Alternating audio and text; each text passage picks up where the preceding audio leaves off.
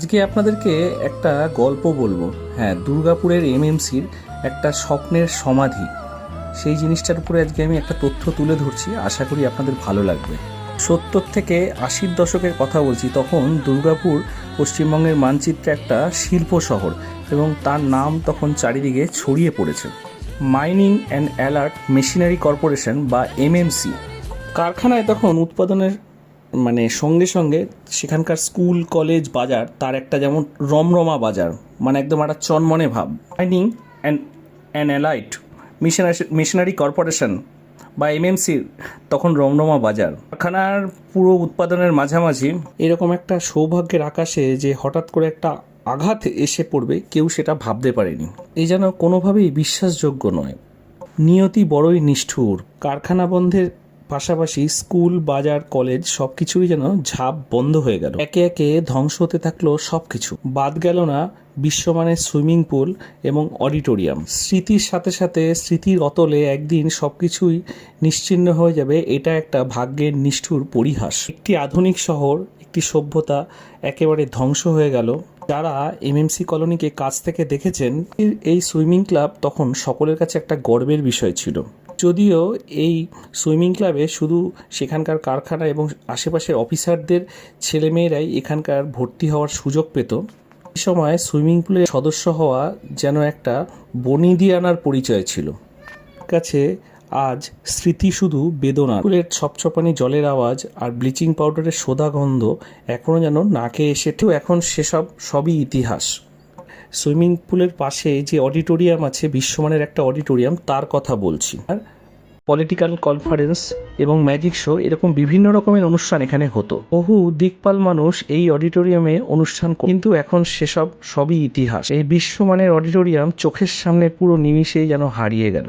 অডিটোরিয়ামের ভেতরে দুপাশে ছিল সুন্দরভাবে সাজানো গদি করা চেয়ার। কালের অতলে সবই হারিয়ে গেছে। এগুলো আজ দুষ্কৃতীদের দৌরাত্মে সব নিশ্চিহ্ন হয়ে গেছে। এই হচ্ছে ভাগ্যের নিষ্ঠুর পরিহাস। কয়েক দশক ধরেই এখানে চলেছে বিভিন্ন রকমের অনুষ্ঠান এবং উচ্চাঙ্গ সঙ্গীতের অনুষ্ঠান। সেগুলো এখন সবই ইতিহাস। প্রাক্তন রাষ্ট্রপতি প্রণব মুখোপাধ্যায় থেকে শুরু করে উচ্চাঙ্গ সঙ্গীতের নক্ষত্র পারভিন সুলতানা এবং পণ্ডিত রবিশঙ্কর, এরকম অনেকেই হাজারো নাম যারা তাদের অবদান এখানে রেখে গেছেন। এমএমসি এখন একটা ভৌতিক স্থানে পরিণত হয়েছে। ভৌতিক স্থানের থেকে আমার মনে হয় একটা স্বপ্নের পুরো সলিল সমাধি ঘটেছে। সেই জিনিসটাই আজকে আপনাদের সামনে তুলে ধরছি। আশা করি আপনাদের ভালো লাগবে। এবং দেখুন জায়গাটার কি নির্মম পরিহাস। এই জায়গাটা এককালে কিন্তু একটা রমরমা ব্যাপার ছিল। সেই জিনিসটা আজকে আর নেই। আজকে যেন ইতিহাসের পাতায় চাপা পড়ে গেছে। তো এটা ছিল অনেক পুরনো একটা সুইমিং পুল। এটা এখন পরিত্যক্ত। এটা নাকি হন্টেড প্লেস। তো দেখতেই পাচ্ছ পাশে। তো সেই জায়গাটা আমরা একটু এসেছি। এখন একটু ঘুরে দেখবো, তোমাদেরকে দেখাবো কি আছে হন্টেড প্লেসের মধ্যে, কীরকম কী ব্যাপার সেটা একটু ঘুরে দেখাবো।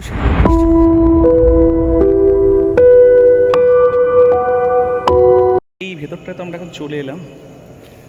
এসে ভেতরটা এখন দেখাচ্ছি। দেখতে পাচ্ছ পুরোপুরি জায়গাটা কেমন একটা গা ছমছমে ভাব রয়েছে এখানে এখনও। তো সেই জায়গাটা তোমাদেরকে একটু দেখিয়ে দিলাম। হোস্টেল ছিল প্লাস সুইমিং পুল ছিল, তোমাদেরকে দেখিয়ে দিলাম। এই জায়গাটা দেখতে পাচ্ছ পুরোপুরি অ্যাবান্ডেন্ট প্লেস। এখানে কিন্তু লোকজন আসে না। দূরে একটা আওয়াজ হচ্ছে কিসের, যাই হোক ভেতরটা কিন্তু যথেষ্ট গা ছমছমে একটা ভাব রয়েছে এখানে ভেতরে। সেই এমএমসির বিল্ডিং, তার পাশাপাশি এই যে অডিটোরিয়াম, সেটা এখন একটা ভগ্নস্তূপ, একটা ভৌতিক জায়গায় পরিণত হয়েছে। এগুলো একটা ইতিহাস বর্ণনা করে যাচ্ছে। ইতিহাসের পাতায় এদের স্বর্ণাক্ষরের দিনগুলো কিন্তু কোথাও যেন মুছে গেছে। যাই হোক, আমি আপনাদেরকে ঘুরে জায়গাগুলো দেখাচ্ছি কীরকম। আর অডিটোরিয়ামের ভেতরটার কি ভগ্নপ্রায় দশা। লোকে এখন সেখানে পটি করতে যায়। আর তার সাথে সাথে এখানটা নাকি এখন ভৌতিক স্থানে পরিণত হয়েছে। রাত্রিবেলা এখানে অ্যান্টি সোশ্যাল অ্যাক্টিভিটি, আর দিনের বেলা হলে পরে সেখানটা এখন একটা কীরকম অন্ধকার জগতে পরিণত হয়েছে সেই জায়গাটা। এই অন্ধকারের মধ্যেই এমএমসির এই জায়গাটা এখন একটা ইতিহাস বর্ণনা করে যাচ্ছে। সেটা আপনাদের সামনে তুলে ধরলাম। এই সেই অডিটোরিয়াম, তার দুপাশে ছিল চেয়ার, সেগুলো আজকে আর নেই। দুষ্কৃতীদের দৌড়াতে সবই এখন ফাঁকা। এই অডিটোরিয়ামের মঞ্চে অনেক রকমের প্রোগ্রাম হতো। আজকে সেই জায়গাগুলো অন্ধকারের অতলে একদম তলিয়ে যাচ্ছে। তার সাথে সাথে আশেপাশের ভগ্নপ্রায় দশাগুলো আপনাদের সামনে একটু তুলে ধরলাম। দেখুন আশেপাশে জঙ্গল এবং সেই জায়গাটা একটা ভুতুড়ে বাড়ি টাইপের হয়ে গেছে। তার আশেপাশে জঙ্গলের পরিবেশ এবং ভেতরকার সেই লাইট জ্বলা কিছু বিচ্ছিন্ন অবস্থা সেটা আপনাদের সামনে তুলে ধরলাম। তার পাশে এই এমএমসির যে মেন কারখানা বা ফ্যাক্টরি ছিল সেইগুলো কিন্তু এখন একটা ভগ্নস্তূপ এবং একটা নিস্তব্ধতা পরিণত হয়েছে। এখানে এখন আর লোকজনের সেই কোলাহল শোনা যায় না কোনো সেই শ্রমিকদের তাড়াহুড়ো, কাজে যাওয়ার যে বা সেখানকার যে হর্নের আওয়াজ সেগুলো এখন আর কিছুই দেখা যায় না। এখন পুরোটাই পরিত্যক্ত এবং একটা নিস্তব্ধতার মধ্যে ঘিরে রয়েছে।